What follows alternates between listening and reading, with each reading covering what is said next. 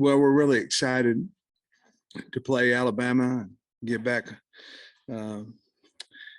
home. They have a great team. Watching tape on them, they're very explosive, really good on defense. Obviously, have probably the best player in college football on defense and the best player in college football on offense. Bryce Young, if it's possibly better than it was last year, he is on tape. Big physical offensive line and defensive line. But we're going to be very excited to get in our stadium and play them on a national CBS game. Okay, with that, I'm ready. All losses are tough, but that first loss, sometimes how a team takes it can define a lot. How are they? How they bounce back after that? Well, I think we're fine. You know, after the game, on the bus I was on going to the airport, I went back and talked to each and every one of them. You know, the great thing about it, the sad thing is we lost. And the great thing is we're not used to it. You know, that was only 2 losses in the last 10 games. But it hurt. You know, we had guys that were crying, but every Saturday you put yourself in that situation, you know, and you just try to do the best you can as a coach and as a player. But we're going to flush it out of here in the first half of our meeting, and then the second half is going to be on to Alabama, and we've got to learn from some things that we did that we have to not do. And once we get that handled, we'll move on. We don't have time. We got University of Alabama coming in here, and I'm sure we'll rebound and be excited to play. Obviously, you guys talk about mistakes and stuff, but it seems like just a handful of plays making mistakes and other team making you pay for it. I mean, how much do you emphasize that with just 5 plays or so? Well, you know, those are the ones. It's like every play. So those are the ones that stick out. You know, a guy can miss a tackle, or, you know, the one time we had a drive going and we threw a pass out to Hazelwood and we lost 5 yards, but we overcame that. We scored, you know, we overcame that. Sometimes a guy misses a tackle wide open, a guy runs for a touchdown. It shows more, you know. Obviously on our fumble, obviously we've talked about it. We've had that situation before, and it goes back for a touchdown. You know, those plays, field goal, you know, those might not be that big a deal. You miss it early in the first quarter, you know, it's just, so each play really matters, and we're going to not make a mountain out of a molehill. We should have played better. We should have not made those mistakes, but we got to move on. We got to learn from it. And if we can do that, then we'll be fine. Did Slusher get banged up again, Coach, late in that game? Not that I know of. He wasn't on the injury report today. But he does make us a better defense playing that nickel spot. Oh yeah, with that KJ is carried. I mean, he's been great quarterback for you for 2 years. Yeah. Is he at times though trying to maybe do too much this year? I don't think so. I think his ball security hasn't been as good as what it was. You know, we're a year ago carrying it, and I think he just gets caught up in the moment. If you look back at Ole Miss last year, he dove over those 3 guys and extended the ball and all that kind of stuff. And it was, you know, I think he is trying to win the game, and probably that's about it, to be honest with you. My question is about offensive balance. I think there's some fans who think, let's just keep doing what we're doing. And I'm wondering, like, if diversity, misdirection, trying to get Malik the ball, all those have value to you. What's the balance maybe between doing both? Well, you go into a game basically thinking that you're going to be about 50-50, 50 run, 50 pass, and you have your packages with different guys. Bless you. And but then during the game, you go with what's working for you, you know, and there's always that fine line where you go, well, just keep doing it, keep doing it, keep doing it. And then you're setting somebody up for something else. sometimes it works, sometimes it doesn't. For instance, with on one of Hornsby's plays, we didn't pitch it back to KJ. If we do, Knox is wide open. That was the play. And for whatever reason, there was a little bit of penetration on Jones's guy. He decided to run it instead of pitch it back. If we pitch it back, I think the guy's wide open. We score a touchdown. So those are things that we felt like we had those are all come in 2-play series, one to set up the other one. Hopefully, obviously, you're trying to get success on both. But our problem right now, and it's not a problem, but we have a lot of good wideouts. We have a lot of good running backs, and getting each one of them carries and things of that nature. We're just trying to win a game, but sometimes things go. The last drive, for instance, whether we were supposed to or not, I was trying to score a touchdown, and we had down there 2nd and 5, and I was trying to milk the clock and score. I would, we'd already seen things during the day that,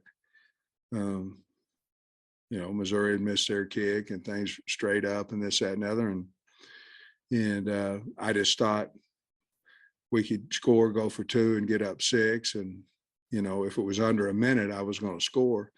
Well, we were 2nd and 5. We had the snap hit Rick in the butt.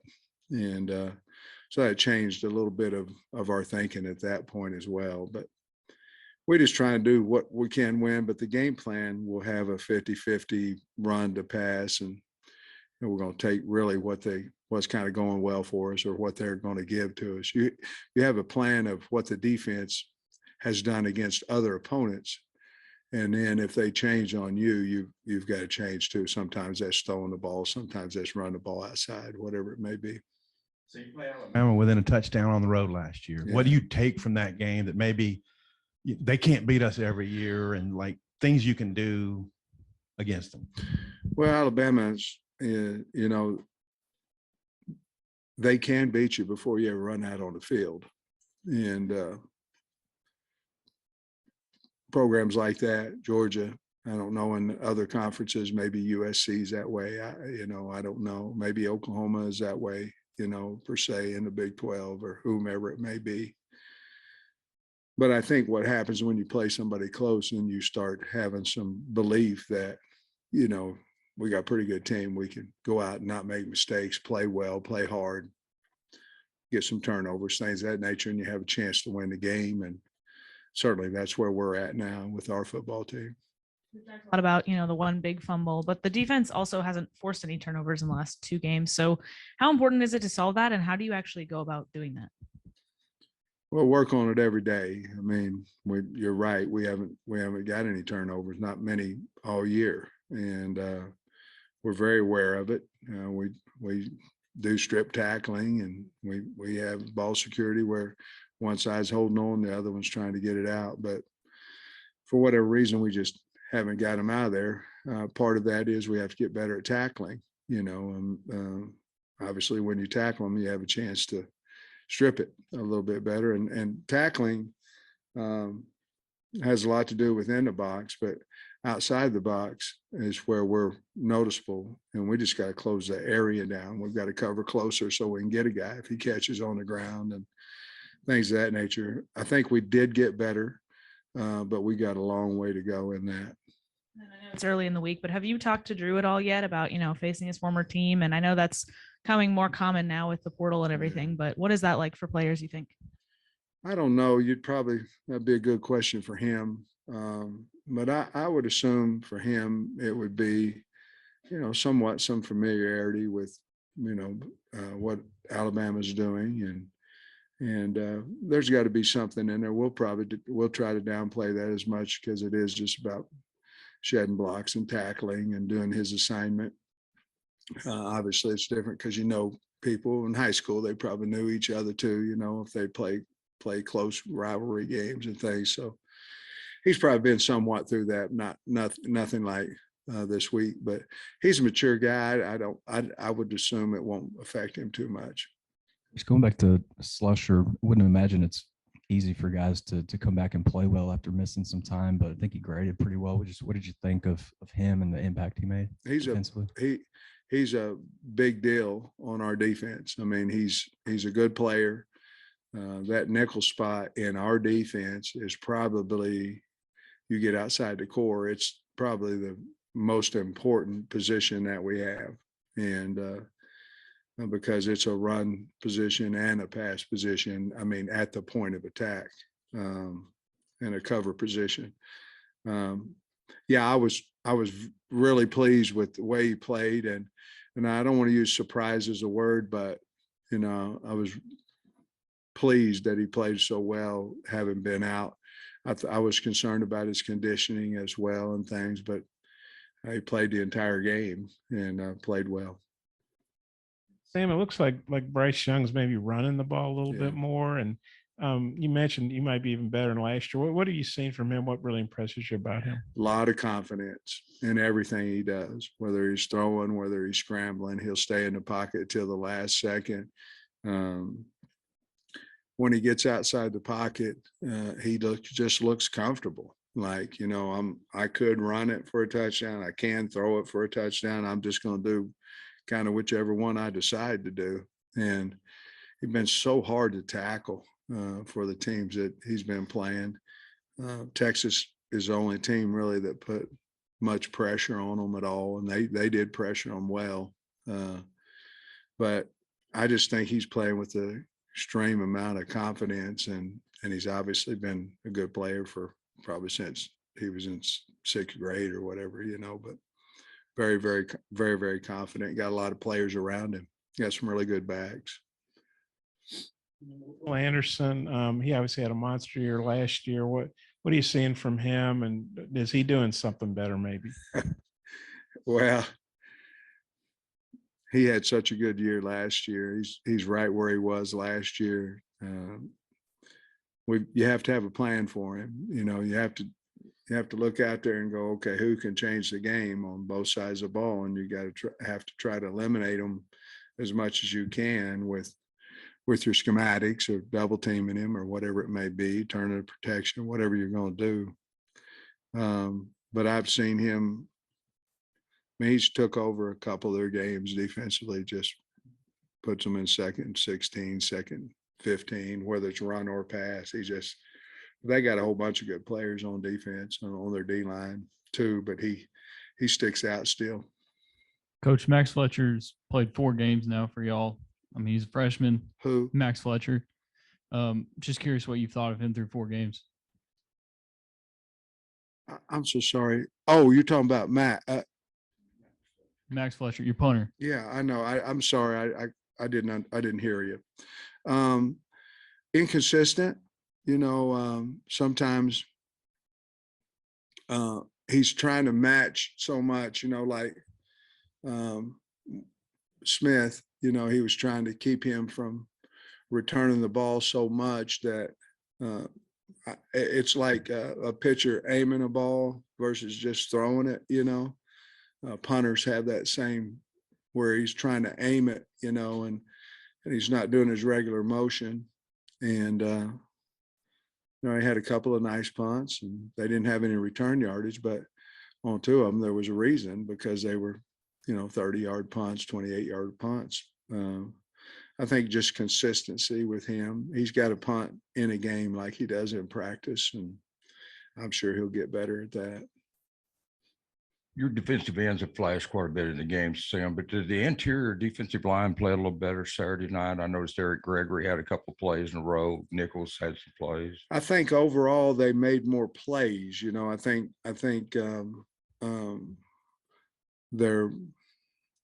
their grading points were higher than what they've been consistently. I'd say that was probably maybe their second best game they'd played. But as far as making big plays, they made more negative yardage plays, some sacks in there, and things that they're playing hard. They're playing well. I'm happy with those guys, and they made some good positive plays. Alabama lost so many skill guys around Young, the speed guys, Mechie and Williams. But I'm wondering, you got Gibbs now. I mean, who are the guys who get the ball? Where are their speed guys now? Okay, well, they got Burton, came in from Georgia, who's a really good player. And then they got Holden, who's a really good player. And then you can go down the line a little bit with Bond and Brooks at wide receiver. They've got a really good tight end. And then you look at their running backs, and because they're so far ahead all the time, they played 5 and sometimes 6, with Sanders and Williams and Miller. And their main 2 obviously is Gibbs, a transfer from Tech, and McClellan. They play those guys about the same amount, or maybe Gibbs a little bit more, but they're big and they're really good players. Gibbs returns kickoffs as well, but a lot of speed. We got a big offensive line, and the Louisville transfer Harold. He hadn't played yet, so I don't know if he'll be coming back. They got 3 wideouts that haven't played yet, so doesn't look like they're missing them too much to me, but we'll see. Sam, what you think of Dominic Johnson's game? Got knocked a little bit of the rust off. Yeah. And maybe what could be the plan with him moving forward? Man, I don't know, Bob. I mean, I thought he had a good game. I think we're looking at it as we probably need to get the ball to Rashad Devinian a little bit more too. AJ's continued to improve. I think he had 9 rushes or something like that, average about 4. Him and Rocket both average around 4 yards a carry. So we have 4 guys back there that can really play. Your changeup guys really are R-Dub and Dominique, because Dominique's a bigger physical guy, and R-Dub's a guy that can do this, so at some point we're going to have to get down to 3. We're not there yet, but I thought Dominique did well in his first time back, ran hard. Nick Saban, maybe 10 years ago, everybody thought, well, he'll probably be retired by now, but he's in his 70s. He doesn't show any signs of slowing down. No.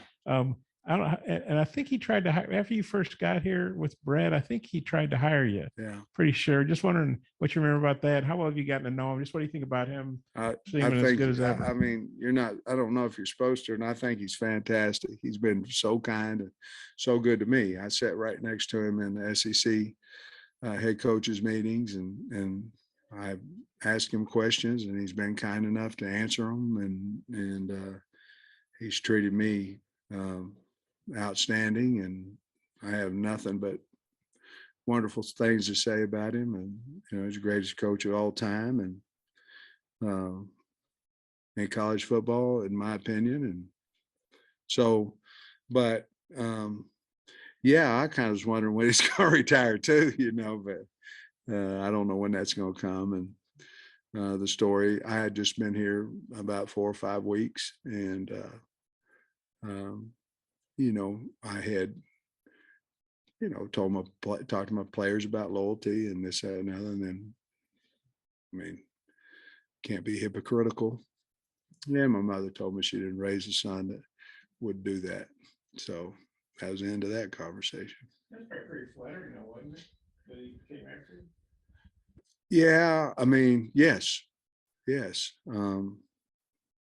But I loved it here at the time, when I was assistant coach as well as now, but I'd give Brett my word, and had given the kids, I was their coach, and it hadn't been but 5 or 6 weeks. I can't remember. It wasn't very long. And I called my mom. She told me she didn't raise a son that would do that. I said, yes, ma'am. And that was the end of it. 3 of Alabama's games have been pretty significant blowouts, and just the Texas game was close. Does that make it harder to, I guess, scout them, or just to have a whole lot because obviously you expect a competitive game, and only one game has been competitive. A little bit, but you're going to get a half, you'll get a half of all those games because they're playing whatever their game plan is and whatever they like to do against whatever defense, whatever offense they're seeing. Yeah, I mean, because in most of the 3 of the 4 games, you're seeing second and third team guys in there. But at that point, you're going back to a little bit of base offense. You're understanding, this is what they do base wise, because that's most of the time what guys do with their second and third team guys when they come in. Yeah, a little bit. The Texas game was sure a good game to watch and learn from that one as well. But yeah, they haven't been close in 3 of them, not 3 of the 4, not close. Curious about your analyst. How many analysts do you have on staff, and like what kind of assignments do they have? I'm sure you have some self scouting you have some staying ahead of your schedule, looking at opponents, and special teams analysts and all that kind of stuff. Yeah, we have 3 on both sides of the ball and the special teams analysts. And you're right. One of them would be responsible for us. One of them would be responsible for opponent. Well, actually 2 of them be responsible for opponents coming up. One of them would be responsible for helping with practice, getting all the scripts and all that kind of stuff up for practice. Hurd, our special teams guy, he does all of those same things, just in the special teams form. But that's really why we have 3, because we can kind of have us, them, practice type deals as their responsibility. Is that about what you've had in past years, and is that consistent with other It's teams? what we've had since I've been here, but no, it's not. I mean, some have 3, some have 10. It just depends on, I think, what your usage is with them, how many you think you need in there, and that's not a deal where anybody puts a limit on it besides the university. Sam, I'm curious what you and your staff's Sunday schedule looks like after a late game Saturday, traveling back, probably getting home early Sunday morning. Just when does that prep start? If I remember right, I think we got home around 2, something like that. I think we got here maybe 1:30, 1:45, something like that. Got home around 2. No matter what happens, where you're at, we have to have the film graded, ready to go, and the defense meets with me at 1. So I don't ever watch the tape on the plane. A lot of guys do. I never did as assistant either. A lot of times you'd win, then you'd see 4 or 5 bad plays, and it'd ruin your feeling of victory. And then you'd have coordinator Cheney. He used to bring his laptop back and go, "Can you believe you guys did this?" And I said, "Cheney, I don't watch it, so I can at least enjoy tonight, But I always go in no later than 9 on Sunday morning and try to get my tapes watched by 1 o'clock for the defense. And I meet with the offense at 2, and I meet with special teams at 3. And then right after that, we have a team meeting. Then we start. When I meet with somebody else, the other group is prepping. And then we have family dinner about 5:30, somewhere around 5:30. And then we work until 10 on our opponents. And then we go home at anywhere around that 10 or a little bit later than that. You said on radio Wednesday that there were a couple of guys out for the year. And I don't know if you meant Torian and Jalen or just what 2 guys you were referencing. Well, Cat is one of them, and Day. So he was in me. Cartilage that we repaired, and if you repair it, that goes into a 3 to 4 month, and that was best for the kid. I mean, you obviously can trim cartilages and all that, and you have a fake knee like I do. If you trim it too much or don't have any bone in there, or you can elect to repair it. His it was intact, but it was loose, and they were able to sew it back in there and repair it. So that's what we wanted to do for him. Coach, kickers can sometimes be a mental position with Cam. He's been so good for you. Yeah. How do you make sure he doesn't let this bother him down the line? Does having a special teams coordinator like Coach Fountain maybe help with that? Well, I would hope so. Cam's such a unique kid. I mean, a great kid. We're going to put in perspective. He missed a field goal, and that's it. And he didn't lose the game for us. Heck, we had a chance for the game to. I mean, we had a lot more chances than that, and missed a field goal. We'll put it in perspective. I'll bet you he might miss another one, before it's all over. But he's gonna make a whole bunch of them too. So we're just gonna put it in perspective for him, which we have. And also, I was looking at some stats here. You've outscored opponents in every quarter except for the third. You've been outscored 41-13. You have any idea what's going on there? Or can you put your finger on anything? No. I mean, I wish I did. We're going to change up. I mean, we're going to have halftime at practice this week. We're just going to stop. And then we're going to come back and go good on good right when we come off of halftime. And we're going to change the way we stretch coming out of the half, and we got to change something. And you know what we're trying to do? We're trying to put it in our mind that we got to get going. We couldn't get out of our funk Saturday. I mean, we're still up. While the offense, I met with the staff, and then while they were meeting, trying to adjust, I was in the locker room talking to our kids because you could feel that we were behind by 30. And we were up, and you could feel it. And so I went in and started talking to them about, what we have to do, and made them aware that, we haven't started fast in the third quarter and things of that nature. And it was just blah, for a few minutes on the clock, maybe the entire third quarter. And it's been that way the entire year. You always worry about starting fast in the game, and we've been okay with that. It's the second half where I think every game this year we've been ahead, or we were behind at Missouri State, but we've been worse. They've either been closer to us, or we've been worse behind in the third quarter of every game. And we have opportunities to put people away, and just haven't been able to do it. So it's on our mind. We're going to change a few things up at practice to see if we can emphasize a little bit better. Thanks, Coach. Okay, guys.